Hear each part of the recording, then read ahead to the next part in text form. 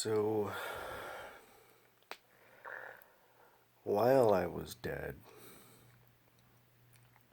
my soul was doing circles around my body while I was out in the garage. And at the same exact time, it was in other locations. I was used as a Ouija board to, like I said, keep my body warm while I was away on the other side, so to speak, learning, experiencing, watching. Um,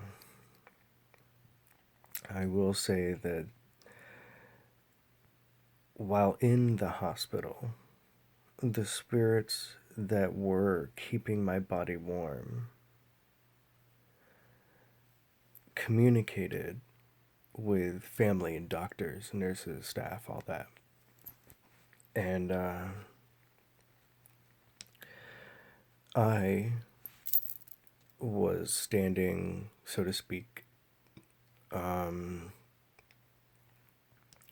don't know, 6, 7 feet away kind of deal, watching my body at that point, listening. I had no control. Everything that was being done was out of my hands. And they were really mean in the sense that they weren't having it. The spirits that were communicating while I was standing there, so to speak, and doing other things. They were rude. They swore like constantly. You would say in a human sense, it was like F this, F that, F this, and it was really that way. And that was weird.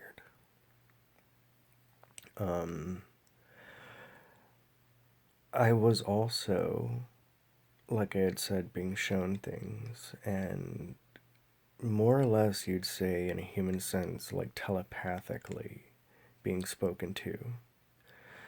There was a presence on my side. That presence, and I would consider that presence to be the God Force, um, Death Force, however you'd like to say, life and death, next to me. Um, Kind of like in the movie The Christmas Carol, because death was showing me things, not just my body, saying something like, don't worry, you know, that'll take over. You come with me. It's not really right. While I was away from my body, everything was kind of like on a giant movie screen where I was being shown this movie of life and creation from the beginning of time with planet Earth and so on. Everything from lava covering our planet to a great flood kind of deal. And I say it that way because this great flood is throughout all kinds of religious texts, and I don't really know why I was shown these things. This happened in 1989, and I also saw and I've mentioned this to people years ago when I was talking, because for years I stopped talking about the subject. I won't tell people things, and I had only told for a brief period of all of what happened, except for a few small things that I've been really afraid to say, like being used as an Ouija board. And I was shown like the Twin Towers and things like that that happened with human events. You know what I mean? Um, so, being I was raised in upstate New York, not down in the city like Manhattan, I didn't know what they were as far as their names, the Twin Towers, and so on, and that whole thing. But I watched that whole event take place, which later on, years later in life, has come true. There were a lot of events and situations that I had seen, and they're not good. I don't understand why. I don't understand if everyone has seen all of what I had seen, like we are all shown this before we come back. If you're one of the lucky ones that get to come back, you know. Um, I know I've heard other people's encounters, situations, experiences. I've heard similarities with them. Um, and I don't know as if they also have the fear in them of speaking too much, saying something you're maybe not allowed to. But I know that in what I have heard of others and their situations, some of these things are similar. And I don't understand why.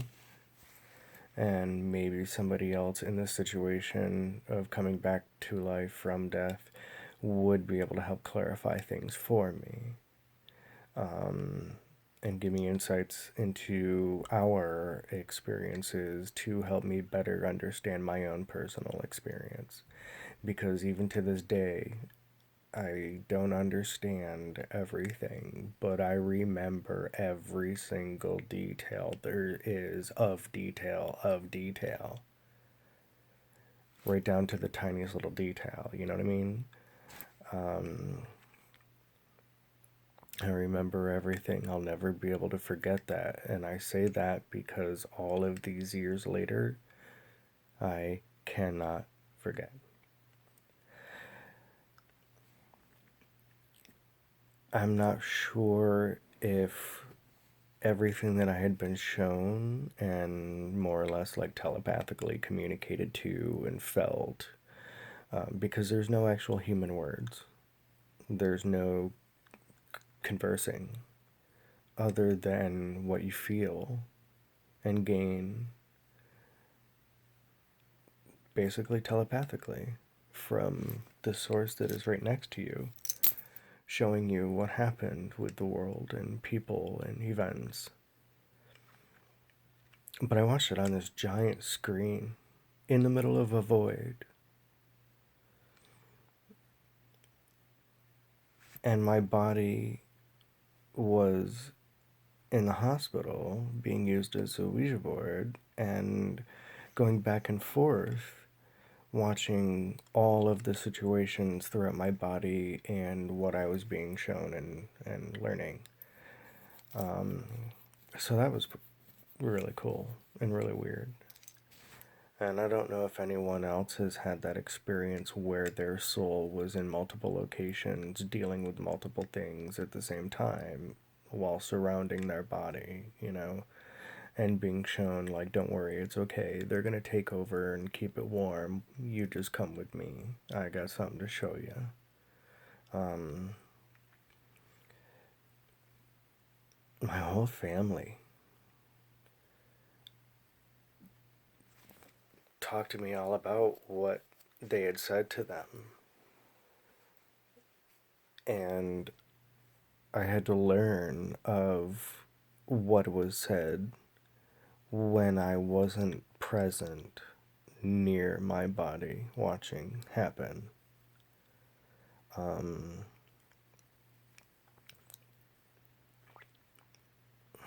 it was bad, and I'm trying not to give away any information as to how my life ended because I don't think that's appropriate for some people.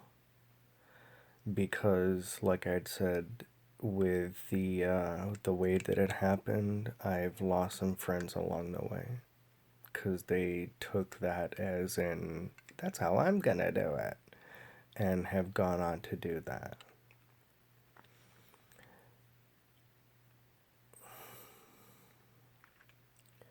I don't mean to have it influence anyone in that sort of a negative way. So I stopped talking for years. But I wanted to help people because that's what my life existence here on this earth is to be, which is to help people. So I may at some point feel like I should tell you what I did to kill myself on accident, because I didn't do it on purpose. And I wouldn't recommend anyone go and try, even if you know of me in my own personal life and you knew of how I did. I wanted to influence people in a positive manner, to cherish life more and understand how brief your period is on earth, and that you need to let go of your immortal slash mortal thoughts when it comes to, okay, we understand we're all going to die, but I've got plenty of years ahead. Because you really don't if you don't. And you don't know when you're going to die or how or whatever. That's not anything you would know, and it's not something you have control over. So even in moments of,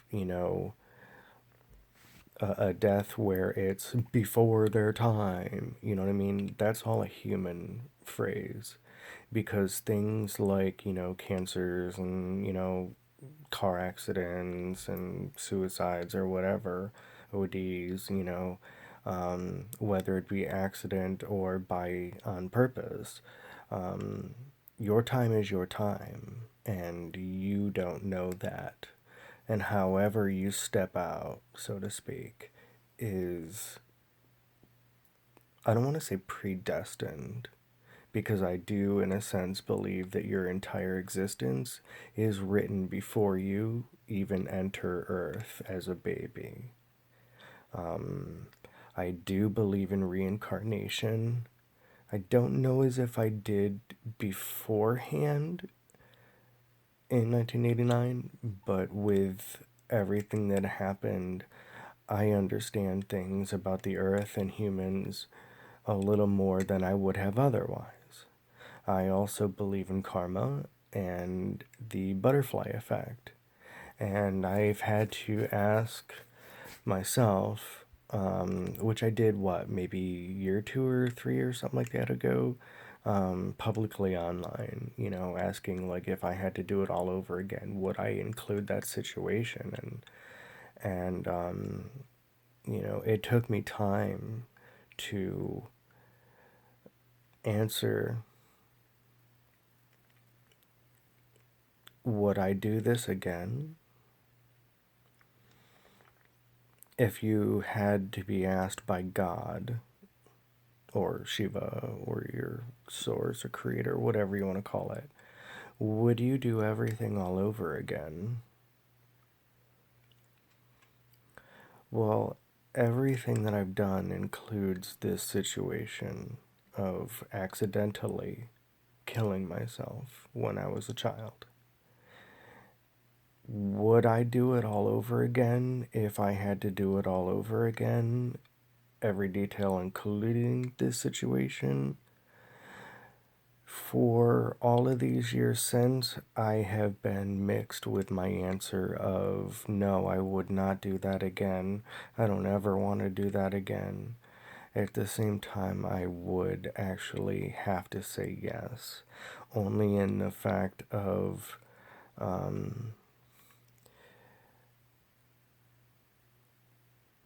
I believe your life is predetermined and written down before you.